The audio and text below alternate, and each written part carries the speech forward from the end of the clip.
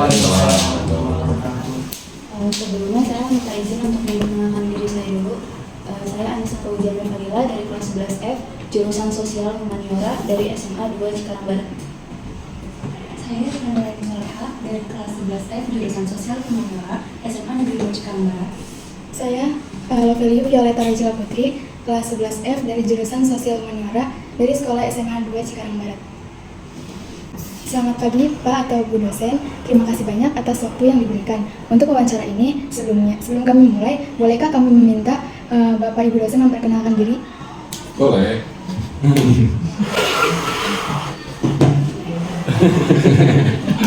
Iya, perkenalkan saya Ahmad Fahrul Mukhtar Fandi, bergabung di Ilmu Komunikasi ini dari 2014 sampai saat ini. Alhamdulillah sedang diberikan tanggung jawab sebagai ketua program studi. Itu ya? Dah, biasa itu? Enggak. Assalamualaikum warahmatullahi wabarakatuh. Nama saya Winona Heritanja. Saya program di Ilmu Komunikasi sebagai dosen tetap 2020. Tapi tidak tetapnya mulai dari 2018. Kemudian saat ini masih diamanami menjadi pembinaan mahasiswa di Prodi Ilmu Komunikasi. Dan kalau untuk mata kuliahnya, saya mengambil mata kuliah wajib kurikulum, pendidikan Pancasila dan pendidikan kewarganegaraan. Dan kalau mata kuliah prodinya di komunikasi pendidikan dan komunikasi lintas budaya. Terima kasih. Ya, selanjutnya saya perkenalkan, saya Alwan. Saya di sini sebagai dosen dari tahun 2020 ya, tahun 2020. Saya mengampu di mata kuliah. Biasanya mata kuliah penjurusan, pada prodi kami ada 3 penjurusan. Saya biasa di kelas penyiaran. Itu mungkin singkatnya.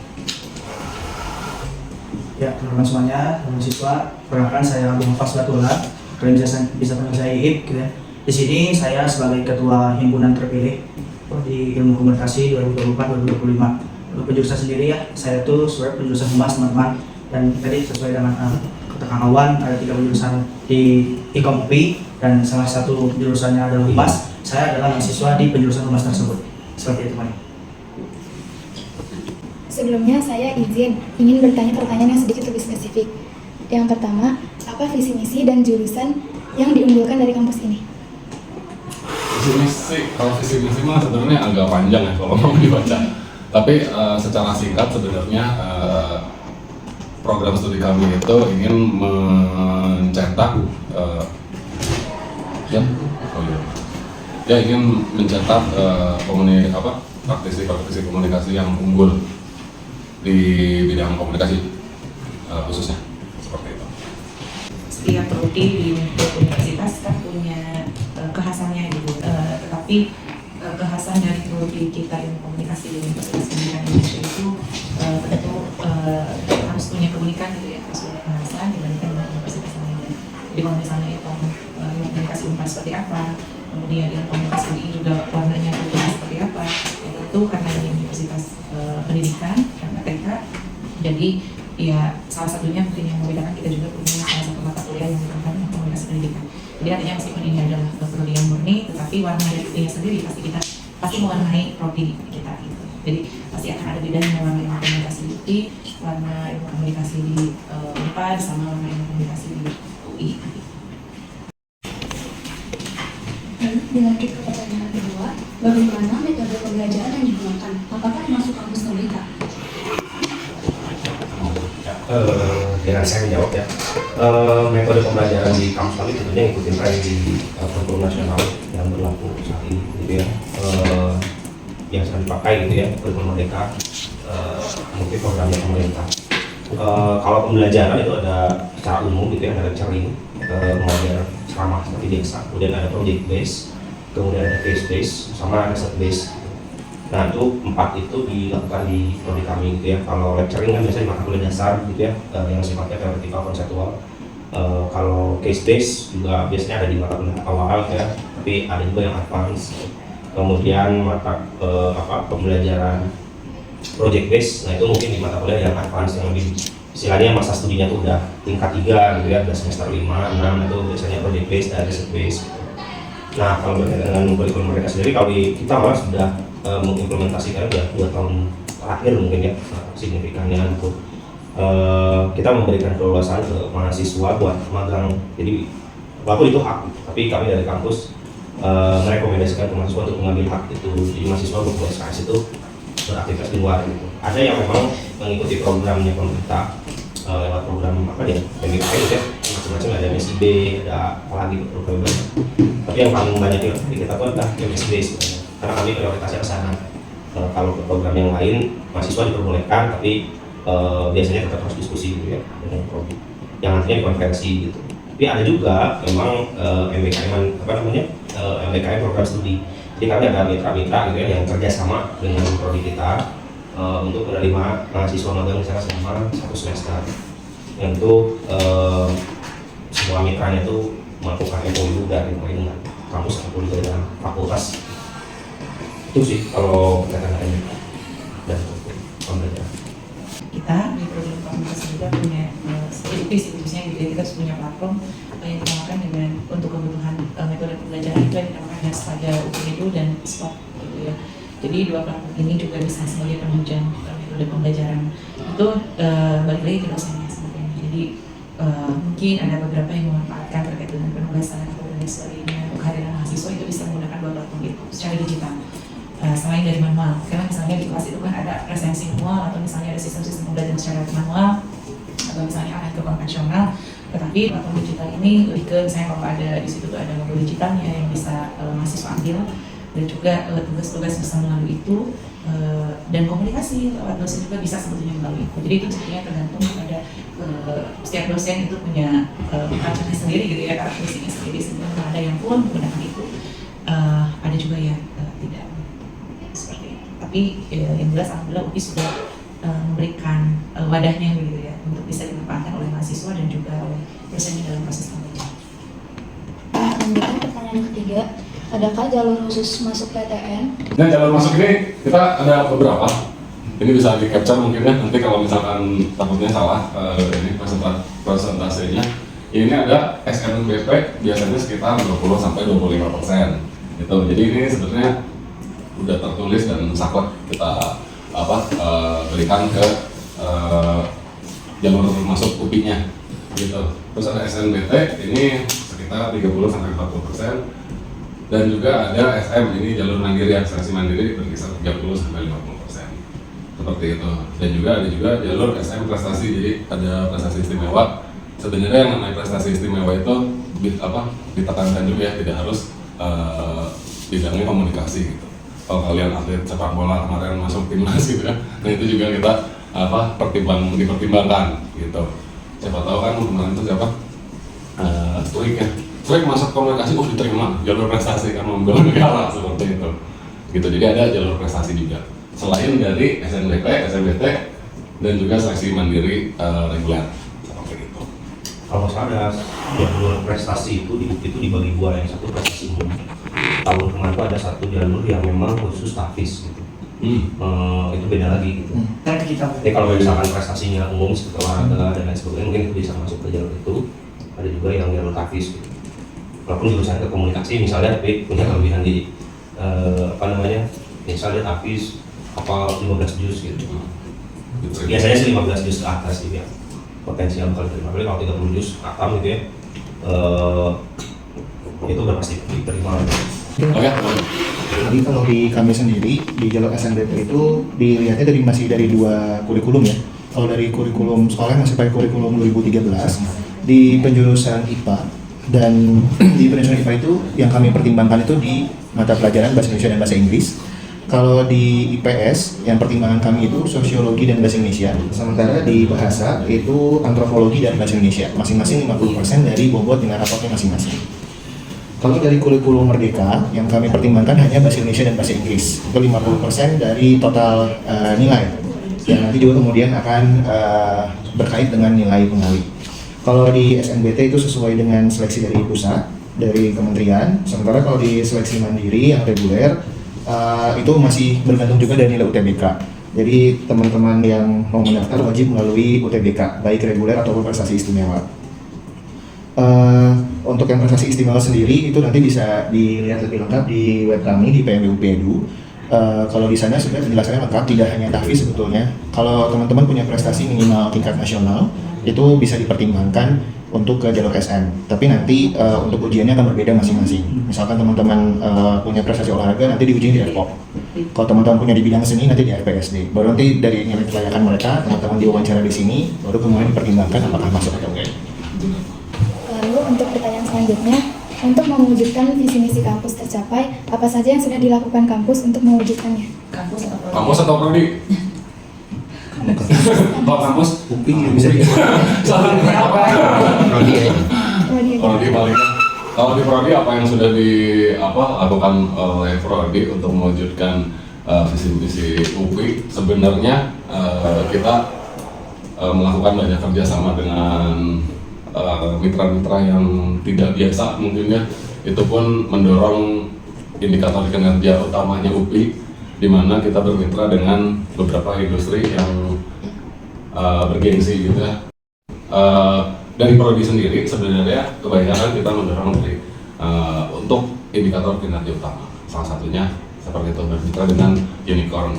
Kita tuh udah banyak banget ya sebenarnya, kalau misalkan mau disebutin mungkin terlalu banyak.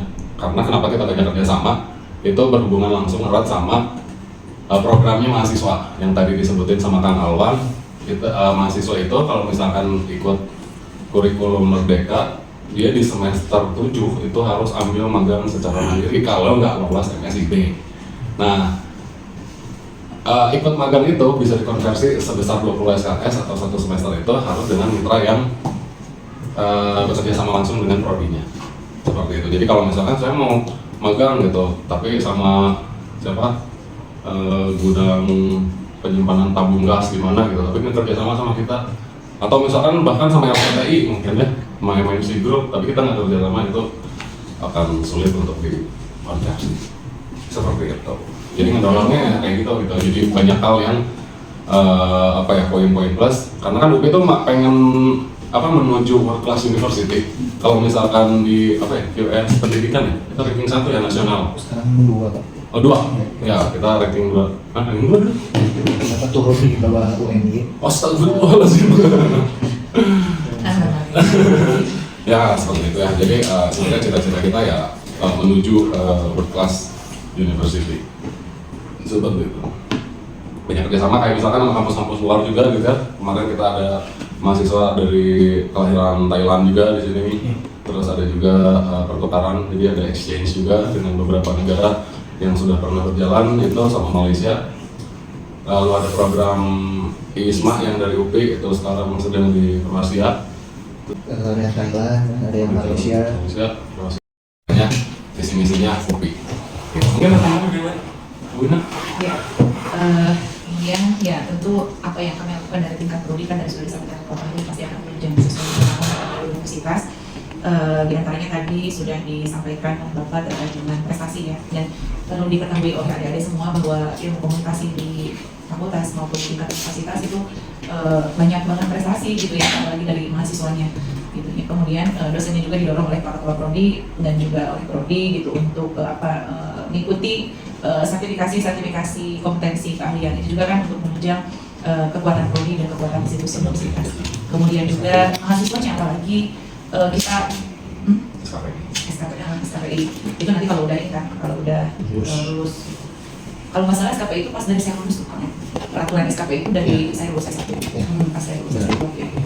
Nah kemudian ya yang jelas tadi program ISMA juga bahkan dari terbanyak 4 tahun ini ya Di fakultas. di fakultas gitu, terbanyak di kita. ISMA Di ISMA singkatan Indonesia apa sih? Indonesia International Student Nah Mobility itu Award. Indonesia International Student Mobility Awards gitu. Ya sama kayak tukaran gitu. Tapi keluar rata-rata keluar gitu karena internasional. Itu kurang Ini Asia aja atau? Enggak, ada yang ke Eropa. Ada yang di Eropa hari ini. Yang beli itu bisa Sampai kapan sih? Sampai Februari. Sampai Februari. Terima kasih atas penjelasannya. Lanjut ke pertanyaannya. Ini ada hubungannya dengan yang sudah dijelaskan tadi, mungkin bisa dijelaskan kembali. Adakah kerjasama dengan perusahaan tertentu atau rekanan dengan pihak lain? Nah ini mungkin ya, kalau kerjasama dalam negeri ini mungkin ada beberapa, ada sama universitas juga. Jadi ada Universitas Ciputra. Ini biasanya kalau sama universitas ini terkait dengan pertukaran mahasiswa, staff exchange gitu ya. Jadi kayak dosen, di exchange-nya dosen, terus juga bentuknya ada penelitian, pengabdian seputar tridharma perguruan tinggi seperti itu. Ada Ciputra, ada UNJ. Oh ya, upaya veteran, unsur juga gitu, dan juga ada beberapa sebenarnya yang tidak tercantum gitu, dan juga ada media-media tingkat lokal. Ini ada beberapa radio yang mungkin ada di Kota Bandung, lalu ada radio dan televisi yang ada di Kota Bandung khususnya, terus beberapa juga yang tingkat nasional gitu kayak Kompas TV gitu ya, yang pusatnya yang berada di Jakarta. Terus ada Prudensial Syariah. Ada lagi, ini mitra luar negerinya mungkin ya, kita masih ada kerjasama dengan Malaysia. Ini tingkat prodi ya, jadi kita ada yang internet yang luar negerinya itu ada UITM. Lalu ini CISEP ya, CIMEO. CISEP ini Asia sebenarnya, jadi tingkatnya tingkat Asia.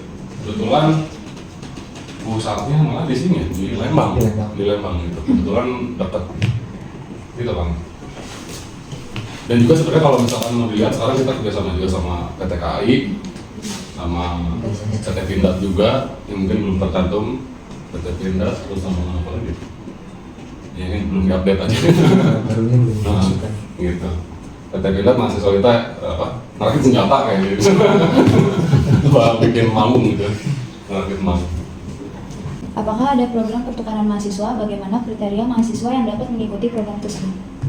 Wah, ini mahasiswa. Ada yang tadi ya sudah sebut juga. Jadi di UPI sendiri ada ISMA. Ini yang sekarang masih berlanjut juga. Yang di kalau komunikasi mungkin ada yang di Thailand sama di Kroasia. Dan sampai sekarang belum selesai programnya. Jadi mereka ini masih pada di sana. Terus juga ada pertukaran sama kalau ini tingkatnya prodi ya, kalau yang sama UITM.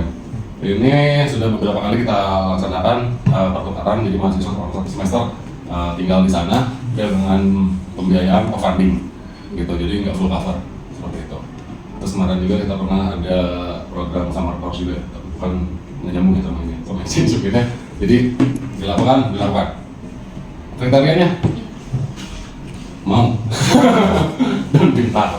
Kriterianya sebenarnya nggak tidak yang harus IPK-nya tinggi, enggak gitu ya. Jadi nanti kriterianya sebenarnya mahasiswa yang cukup aktif di perkuliahannya. Mungkin kalau misalkan dilihat dari nilainya tidak ada yang mengulang, karena kalau mengulang akan berimbas pada perkuliahannya pada saat mereka ada di sana gitu ya. Jadi yang pasti tidak ada mengulang mata kuliah, dan setuju dengan persyaratan-persyaratan yang diberikan oleh kedua belah universitas, baik itu di Indonesia atau di luar. Seperti itu. Syarat utamanya ada dong. Syarat utamanya tanpa paspor. Paspor dan izin orang tua ya? Nah, betul. Izin orang tua. Biasanya kalau diizinin dibekelinnya gede banget. Ada lagi?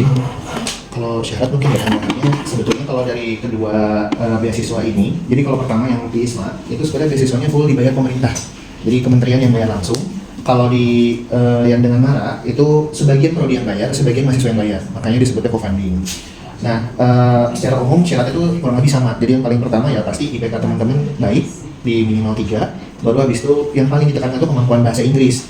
Karena di sana kelas itu bukan kelas bilingual ya teman-teman, jadi berarti kelas internasional. Jadi kalau di sini sih pembinaan yang utamanya di kelas bahasa Inggris, teman-teman dapat pembinaan Duolingo itu sampai mencapai kriteria nilai yang dibutuhkan pertukaran kalau di kami. Terus setelah itu yang paling penting dari semua ini selain paspor dan lain-lain adalah teman-teman itu harus punya asuransi kesehatan. Karena dua program ini sebenarnya nggak menanggung kalau teman-teman sakit di luar. Itu sih, jadi yang bertanggung jawab sama kesehatan teman-teman ya teman-teman sendiri. Terus untuk masa pertukarannya kurang lebih sama 6 bulan, dan di dua-duanya itu sama. Yang paling penting teman-teman juga punya minat budaya, karena di sana juga tugas tambahan teman-teman adalah memperkenalkan budaya Indonesia. Jadi itu yang jadi kunci dari dua program ini kalau teman-teman minat ke luar negeri untuk ngerasain atmosfer yang berbeda gitu ya dari kuliah di sini. Gitu. Kalau di sini kan kuliah masih jelas gitu, pakai AC. Oh, sekarang udah beku. Kan ternyata ada cerita itu juga, saya juga baru dengar. Lagi di sana gitu, kita kan kuliah damai gitu. Kalau di sana ngeliat museum gitu, ngeliat kasar lihat. Gitu. Ya. Selanjutnya, berapakah lulusan research study yang ada pada kampus ini menurut data secara global tahun 2023? Waduh, harus buka ya. Tracer study. Research study, kalau dilihat sih sebenarnya alhamdulillah lulusan-lulusan kita jadi apa ya, diterima di beberapa industri. Jadi kalau misalkan secara garis besar, insya Allah mahasiswa kita, lulusan-lulusan ilmu komunikasi ini tidak terlantar gitu ya. Bahkan kalau misalkan kita mau lihat skema CPNS itu di kementerian apapun kalian bisa menemukan yang dibutuhkan itu dari lulusan ilmu komunikasi gitu. Jadi no worries soal lulusnya, tinggal ngadu nasib aja gitu. Kalau udah lulus tinggal ngadu nasib aja gitu. Jadi nah ini mungkinnya research study-nya kalau global kan bisa jawab ya Pak. Apa? Kalau global mah di UPI gitu. Ya, kalau secara di prodi ya. Kalau prodi ya itu aja gitu. Kalau secara universitas, nah bukan kita ada di pusat gitu. Seperti itu. Ya, mungkin bisa dilihat gitu ya. Kayak misalkan ini contohnya 61 dari 108 orang lulusan mendapatkan penghasilan lebih dari 1,2 kali UMR. Itu sebesar 56,4% gitu. Jadi insya Allah nggak akan nganggur kalau misalkan anaknya mau bekerja gitu. Yang saya bisa pamerkan sebenarnya kalau program studi ilmu komunikasi di universitas manapun ya Pak, yang namanya di CPNS tuh mau dimanapun, bahkan di PUPR pun ada kursi untuk lulusan ilmu komunikasi gitu. Bukan jadi ngaspal ya, tapi ada program CSR mungkin ya. Bahkan setengah dari lulusan kita itu justru bahkan pesan itu sebelum lulus. Jadi mereka udah kerja sebelum lulus bahkan dengan 1,2 kali UMR itu gitu sebagai patokannya, karena memang dari kementerian kita ada target teman-teman prodi itu. Pertama, lulusan itu harus dapat kerja kurang dari 3 bulan. Terus yang kedua, gaji pertamanya itu harus 1,2 kali UMR. Jadi misalkan kalau Jakarta 4,8, berarti gaji pertamanya harus kurang lebih 5,6 juta dan lain-lain gitu. Dan seperti yang bisa teman-teman lihat di sini juga, alhamdulillahnya gitu ya, ilmu yang didapat di sini itu nggak mubazir. Jadi hampir 80% alumni itu kerjanya tetap di ranah komunikasi lagi. Karena kan mungkin teman-teman dengar kalau di beberapa kampus lain lulusan itu nggak fokus komunikasi lagi gitu, bahkan mungkin malah jadi pindah ke yang lain-lain gitu ya ranah kerjanya. Kalau di sini alhamdulillahnya mayoritas itu masih sesuai sama keilmuan yang diambil. Itu sih kalau untuk tracer study. Mungkin data rinci mah kami nggak bisa memperlihatkan ya karena itu data pribadi, tapi kalau ringkasannya bisa kami tunjukkan.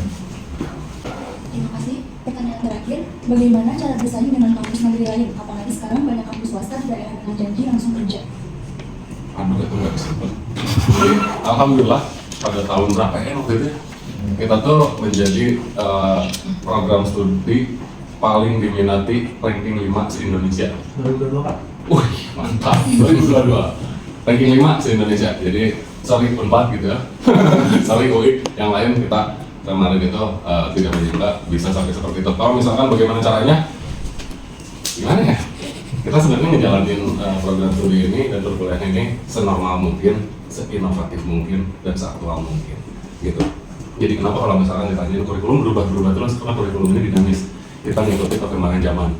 Nggak mungkin kita misalkan contoh simpelnya kita strategi perang menggunakan batu runcing. Oh zaman sekarang sorry bos udah pakai drone gitu kan. Nah kita harus mengikuti perkembangan zaman. Jadi lebih inovatif lagi, lebih aktual lagi, mengikuti perkembangan zaman seperti itu. Gitu. Jadi insya Allah untuk program studi ilmu komunikasi khususnya di Universitas Pendidikan Indonesia kita akan selalu inovatif dan aktual di bidang ilmu komunikasi.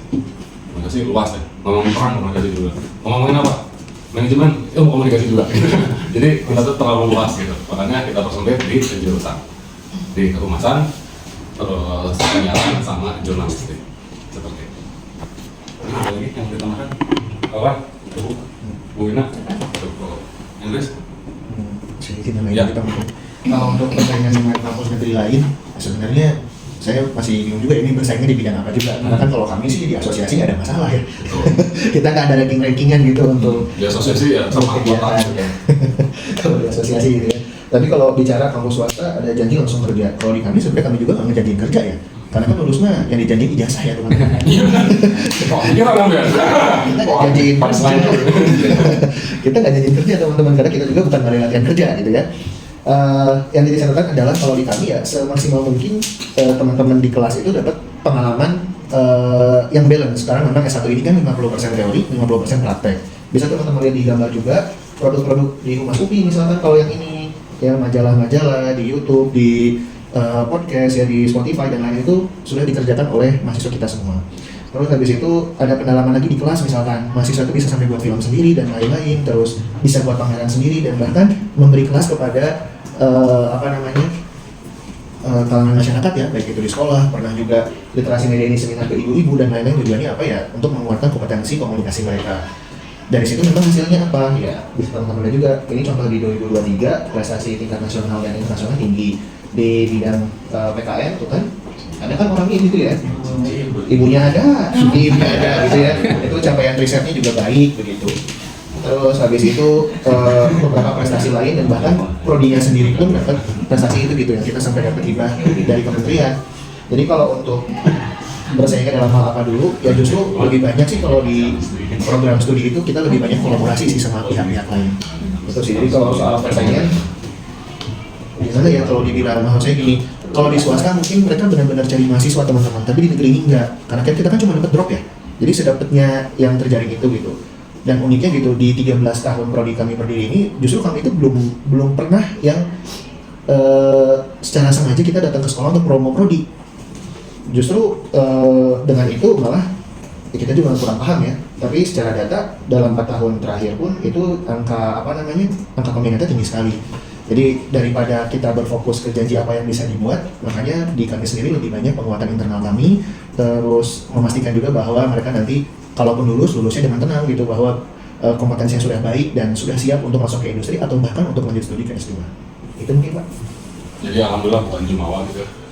Kita pun sebenarnya kaget gitu pada saat kita jadi program studi paling diminati gitu di UPI misalkan, karena kita tuh selalu bertengger di 3 besar gitu dalam peminatan di UPI sendiri gitu. Jadi kalau kita tuh biasanya peran peminatan tuh sama psikologi, manajemen. Kalau sekarang kedokteran ya jelas lah dia pasti merancak ke atas gitu ya. Karena UPI pun sekarang udah ada kedokteran gitu. Jadi alhamdulillah bukan jumawa juga gitu ya. Ternyata hasil kerja teman-teman di program studi ini sama produk yang dicetaknya ternyata dilihat oleh masyarakat. Terima kasih Bapak atau Ibu atas waktu dan penjelasan yang sangat bermanfaat. Kami benar-benar menghargai kesempatan untuk belajar lebih banyak tentang kampus ini dan program yang ditawarkan. Semoga apa yang Bapak dan Ibu sampaikan menjadi bekal untuk kita dalam menghadapi keputusan yang terbaik ke depannya. Sekali lagi terima kasih. Semoga Bapak atau Ibu sehat terus serta sukses dalam segala aktivitasnya.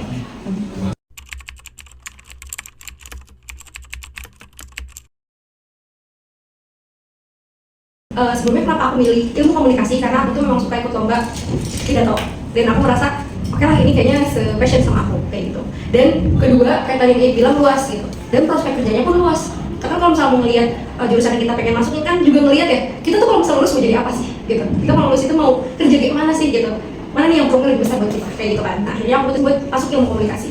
Kalau ditanya aku ikut atau tidak, karena aku ikut, cuma foto tidak dan gak lolos ya setahun kayak gitu kan. Dan aku mengikhlaskan itu karena memang aku sadar setahun mau dapat apa kayak gitu. Terus akhirnya aku cari lagi prestasi-prestasi aku sebelumnya. Aku masuk UPI itu jalur mandiri tapi prestasi istimewa kayak gitu. Jadi kalau misalnya untuk kenapa aku mau masuk ilmu komunikasi, tadi aku udah bilang karena passion aku di sana. Dan kenapa aku pilih UPI, karena aku pilih yang ada prestasi jalur prestasinya kayak gitu guys. Bagaimana cara kakak-kakak mengatur waktu antara kuliah, organisasi, dan kegiatan pribadi?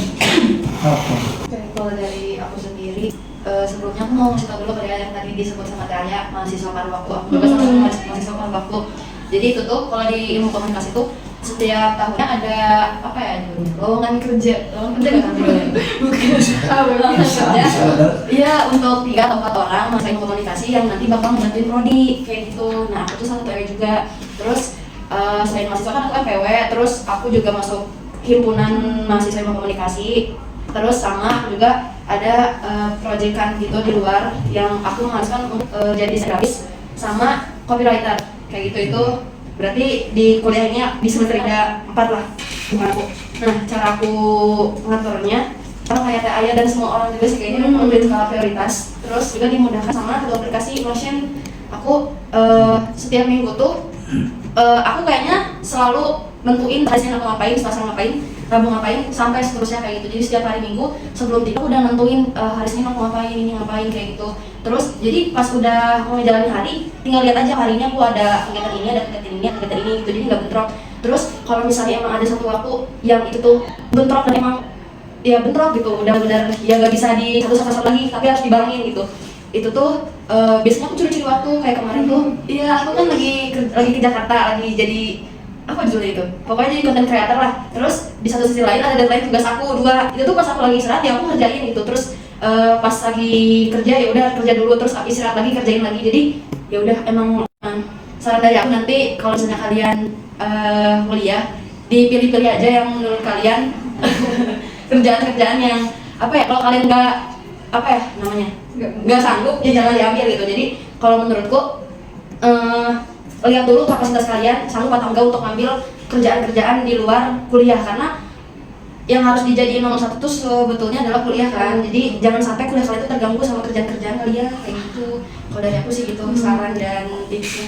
Pakai aplikasi Notion sih kan, kalau di data kan Google Calendar, di Notion juga ada yang kayak gitu. Jadi aku juga punya jadwal yang kelihatan gitu. Bulan itu aku ngapain. Tapi disusun lagi setiap minggunya aku mau ngapain lagi. Bahkan di setiap harinya pun aku kalau misalnya ada kegiatan lain ya nambahin gitu. Gimana rasanya pertama kali masuk kampus ini? Terus sulit nggak buat adaptasi di lingkungan baru? Seru banget pertanyaannya.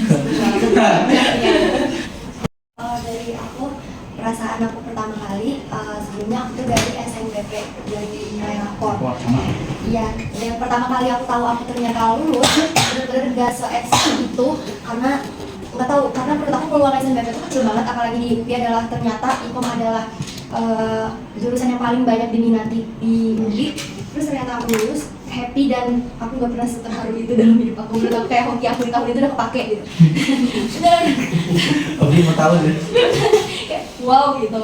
Terus pertama kali aku ke Bandung, banyak banget culture shock, banyak banget adaptasi mungkin dalam latar belakang budaya aku, kayak budaya Sumatera ke budaya Sunda yang menurut aku 180 derajat berubah. Mungkin orang bakal bilang, kok kamu ngomong nadanya tinggi banget atau gimana gitu. Ya enggak kok, biasanya itu hal sesimpel itu tuh harus beradaptasi gitu.